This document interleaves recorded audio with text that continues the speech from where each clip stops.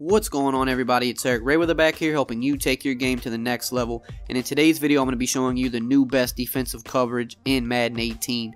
Now, if this is your first time checking out one of my videos, go ahead and hit the subscribe button below.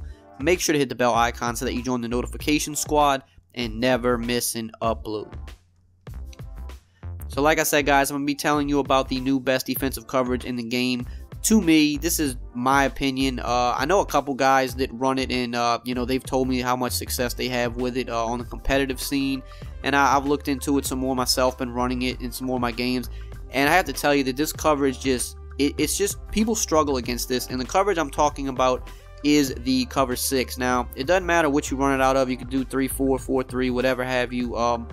But the principles are the same. So why this is so good? So first of all, you have essentially what you have is you have a cover 4 on one side of the field, which right here is on the right side of the field. You have a cover 4, and then on the left side of the field you have a cover 2.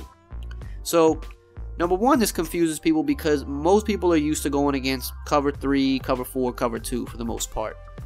When you throw a cover 6 out there, that confuses people because, okay, let's say that everybody when they're reading the play, they look typically to one side of the field first. So let's say they look to the left side of the field and you're usering over there and they say, oh, okay, this is a cover 2, but you're in that vicinity. So they're like, well, I don't want to throw in that vicinity because he's usering over there. So then he looks to the right side of the field and he's assuming it's a cover 2 now. So he's like, all right, well, if this is a cover 2, this guy should be open over here on the right. He looks to the right, but now it's a cover 4. People throw a lot of picks versus this defense. The same with like a cover 3 cloud, for example, another good coverage. People throw a lot of picks versus that because it's just different than they're used to facing. That's one positive about it. Number two, the run fits. So in a cover 2, your outside cornerbacks are in run fits. In a cover 4, your safeties are in run fits. So in cover 6, that means your outside cornerback in the cloud flat over here, he is in a run fit. And then our safety Church right here, he is in a run fit. Now, this is especially good against shotgun because, now, yeah, we're going against split back right here, but typically, in split back, it's the left running back that gets the ball. But let's say that we're in gun bunch and the running back is on the left. You want to make sure that your cloud flat is on the opposite side of the field of the running back in shotgun. So if we came out like this and they were in gun bunch weak, running back to the left, we would flip the play, and now we have our outside cornerback on the right. So that means if they try to take a run outside, he's going to get completely shut down. He'll probably lose yards more times than not unless the wide receiver holds his block. But if he tries to go up the middle, we're in the middle usering, and then this safety is going to come down and play a run fit as well, so the box is going to be defended well too. So that's another positive about this. One of the most important things also about this is it's very hard to throw one-play touchdowns on cover 6. You have, one-play touchdown, cover 4 beaters. You have one-play touchdown, cover 2 beaters. You have one-play touchdown, cover 3 beaters. But almost none of those work against cover 6 because the alignment of the deep zones they're just different. It's really hard to one-play touchdown cover 6. So if someone knows you've been sitting in cover 4 for the last few plays, they come out in their cover 4 one-play touchdown beater, they get you. Same with cover 3, cover 2. But if you've been sitting in cover 6 all game, there's really no, to my knowledge at least, there's no cover 6 one-play touchdown beater. Because the way the safeties line up in the areas of the field that they cover, it's just very hard to one-play touchdown it. So you almost never are going to give that up when you're in cover 6. So that's the third positive about it. Now let's talk about how I like to set it up. So I like to base the line, shade underneath, which is wire triangle down on the right stick. Then I want to shade over top because I want cloud flats. So wire triangle again, up on the right stick. Then I take the linebacker that's on the same side as the light blue cornerback. So that's this guy here. We want to put him in a hard flat, which is A or X, and left on the left stick. Put him in a hard flat. So the left side of the field is locked down. Corner route, flat route combo is locked down on that side of the field. We'll show it right here. So we have the C route, which is a corner route. We have the flat route. The cloud flat's going to play the corner route. The linebacker's going to play the flat. It's over. The corner, the drag corner route or the flat corner route combos that you see a lot online, it's not going to work on that side of the field. It's completely shut down.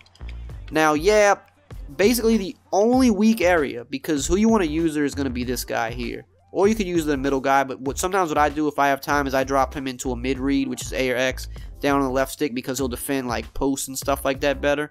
You don't have to do that, but that's just something I like to do.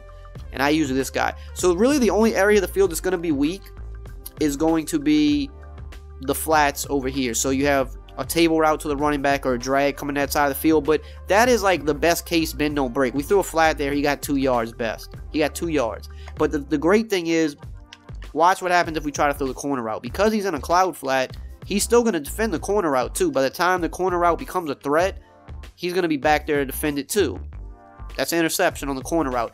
But in order to hit that table route, you have to hit it immediately. You can't wait for that table route because then it goes too far to the sideline. I'll show it one more time. So we'll try to quick hit the table route.